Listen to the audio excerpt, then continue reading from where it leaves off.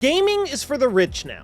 That's the narrative that you see being spread everywhere. And honestly, I get it. Consoles are expensive. Games are 60, 70, 80, 90, sometimes even over $100, depending on where you live. So of course, the conclusion that most people are gonna land on is that gaming is now strictly for those who have a lot of money. But here's the thing, it doesn't necessarily line up with reality. Because right now, there are over 3 billion people playing games worldwide. And you don't hit that number if gaming is only accessible to people with a lot of money. So it should be clear that gaming is now actually more accessible than it ever has been.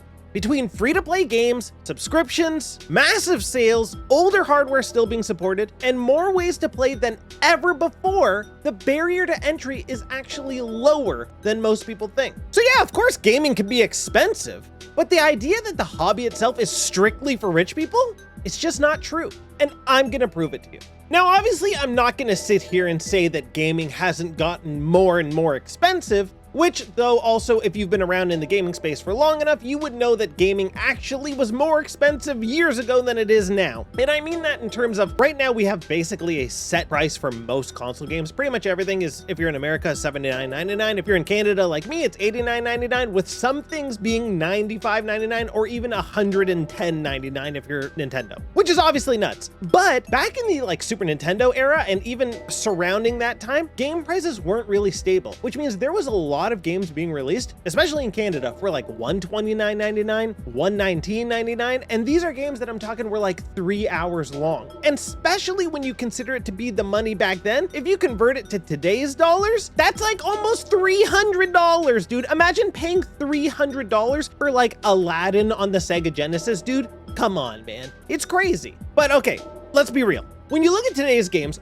a lot of games obviously are high priced. And a lot of people look at that and they go, well, I don't make so much money. And now you're telling me to spend almost $100 on a game that's gonna give me like 10 to 20 hours of satisfaction and then I'm done. And people don't like that. There's a lot of people that have this idea in their head that games should basically be equivalent of 1 hour of entertainment per dollar spent. I don't know why people think that. I think that's one of the dumbest fucking things I've ever heard. Considering if you go to the movies, you're watching a movie for like 15 to 20 bucks and the movie's 2 hours. So it doesn't bother you then, but it bothers you in a game where the game gives you 10 times, 20 times, 50 times the enjoyment, but you think it's overpriced because it's not the equivalent $1 1 hour thing. Crazy. Don't know what that's about. I think people who think that, you gotta rethink your priorities, you gotta rethink a lot of things, because it just doesn't make sense. If you wanna believe that and you want that to be the case, sure, go ahead. I just think like, that's not a reasonable thing to think. Of course, with the rising cost of everything in the world, thanks to a lot of fucking morons, like the AI companies making sure that GPUs, RAM, and SSDs and CPUs all cost way more, the tariffs causing the price of things to go up, manufacturing costs going up, COVID stuff still hasn't stopped with the pricing there. Basically, the entire world's fucked and everything costs too much and people make too little money. Completely fair. I totally get it. So I'm here to offer some solutions, okay? Unless you absolutely want to play a game on the day it comes out, you can wait. Unlike me, I don't wait. I love playing games day one. I just can't help it. I gotta play it now. I gotta get my hands on it. I gotta play it right now. If you are comfortable with waiting, even just 3 months after release, you can most likely find the game that you're looking for from anywhere from 30 to 40 to 50% off. It's almost guaranteed, other than Nintendo games, because those almost never go on sale. But pretty much everything else, you can almost pretty much guarantee that you're gonna find the game at least 50% off within the first year, guaranteed. It's a guarantee, man. All you have to do is wait. Then when it comes to consoles, you could buy a used console, which means you could get it cheaper. You can also realistically buy older gen hardware, because a lot of those hardware, like, a PS4 Pro still supports pretty much everything on PS5 because they keep releasing shit for the old hardware. So you have an option there. And I know people don't want to be stuck playing something that's technically worse. I mean, not just technically worse, it is worse. You're gonna have a worse experience playing on older hardware than you are on newer hardware. And then people say, well, what about a computer? I gotta spend a ton of money building a computer. You do. Computer costs have only gone up, which sucks. The cost of everything have only gone up. It sucks. I completely understand. I hate it. But there are solutions. If you have a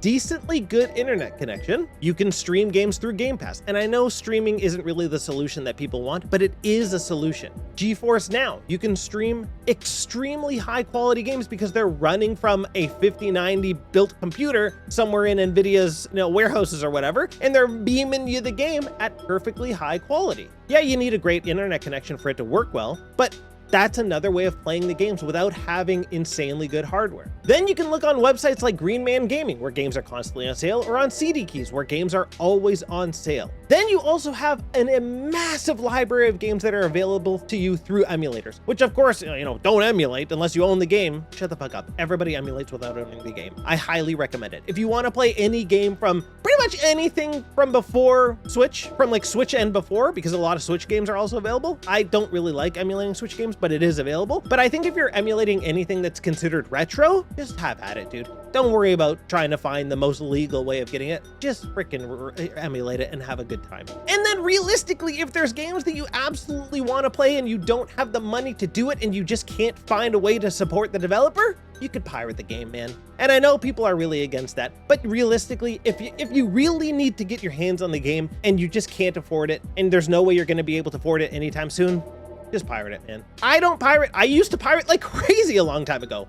When you can't afford games and you want all the games, you got to find ways to get them. You pirate. Just what it is. Now that I can support the devs, I do so. But if I didn't have the option to and I really wanted to play some games, yeah, I would pirate them. I'm not gonna stand on some high horse being like, pirating's bad, emulating's bad, blah, blah, blah. Shut the fuck up, man. If you want to play the game, play the game. It's an option that's available to you. Yes, gaming as a whole is expensive. Food is expensive. Gas is expensive. Rent is expensive. Clothes are expensive. Going to the movies is expensive. Going out to eat is expensive. Literally, the cost of everything has gone up. And one thing that has gone up less than pretty much everything else is games. Console prices have gone up. Not going to deny that. Cost to develop games has gone up. Not going to deny that. But the price of the actual software hasn't gone up that much.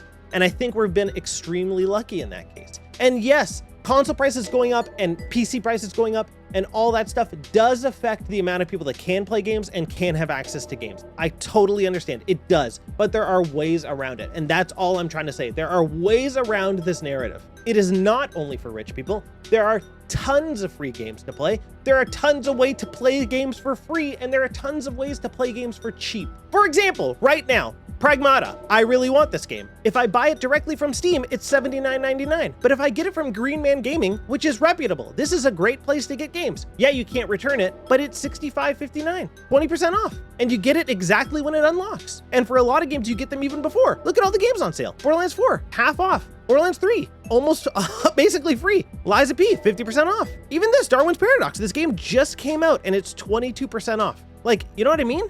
People say that, oh, I can't buy games full price. I won't buy games full price. Okay, you don't have to. There are options for you to not buy games full price. All you have to do really is know where to look. And if you really just don't want to spend $1 on them, then just pirate them. You'll still have a great time. And that's accessible. You can't say it's not accessible. It's accessible. Yeah, your hardware might not be great, but there's ways around that as well with the streaming. I just don't like that people constantly say that it's too expensive, like it's prohibitively expensive, because it's not. If you really want to play games, you can play tons and tons and tons of amazing, excellent games. They might not all be day one brand new games, but you can play excellent games. The hobby is not inaccessible. New games might be, new consoles might be, but the hobby isn't. Gaming should be for everyone. Gaming should be something that anybody who wants to play a game should be able to pick up a game and play it. And that's why I love that right now, more than any time ever in history, there are more free games available now for people to enjoy than any other time in history. If you want to play a game, there's probably a free game that you could play. I think the people saying it's for rich people only are wrong.